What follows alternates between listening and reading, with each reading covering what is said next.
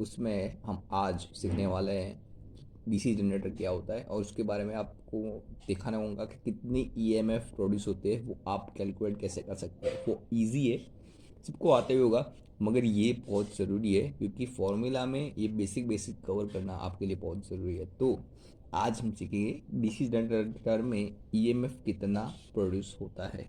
तो यहाँ पर मैं दिखाऊंगा आपको।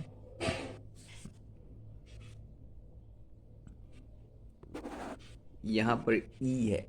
ई का मतलब क्या है?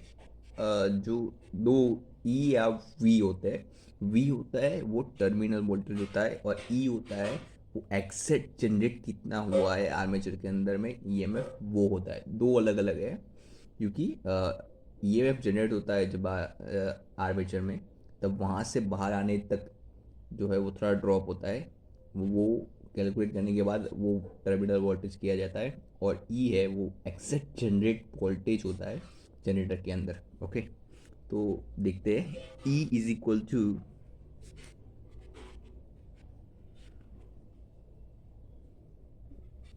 Five Z N P.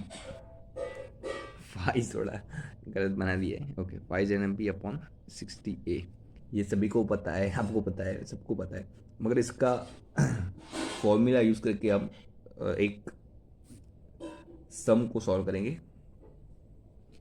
If हम कंसिडर करते हैं कि फाई फाई है वो हमारा 6 वेबर है, हमारा टर्न्स है वो 150 है, टर्न्स की बात कर रहा हूँ मैं, और यहाँ पर पोल्स है वो 4 है, और इसमें वाइंडिंग मैंने कंसिडर क्या किया है, इसमें वाइंडिंग हमने लेफ्ट वाइंडिंग को कंसिडर किया है। तो left winding is equal to, आपको पता ही होगा, A is equal to P होता है लेफ्ट वाइंडिंग में। तो A is equal to P हो गया।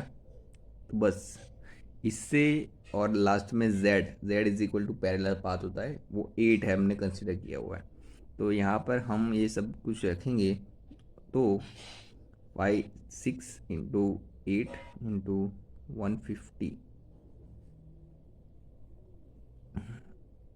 इंटू 4, ये एन का 4 है, और अपॉन 60 इंटू 4। ओके, ये आपको दिख रहा है कि मैंने लिखा हुआ है 4 4 कैंसिल, और 6 10।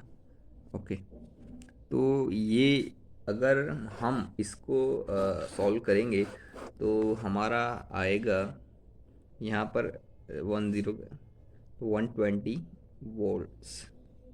तो ई एग्जैक्ट जनरेटेड ईएमएफ जो है वो 120 वोल्ट है, और उसमें से ड्रॉप करने के बाद आई आर ड्रॉप होता है, उसके बाद वी टर्मिनल वोल्टेज होता है, तो वो अलग होता है।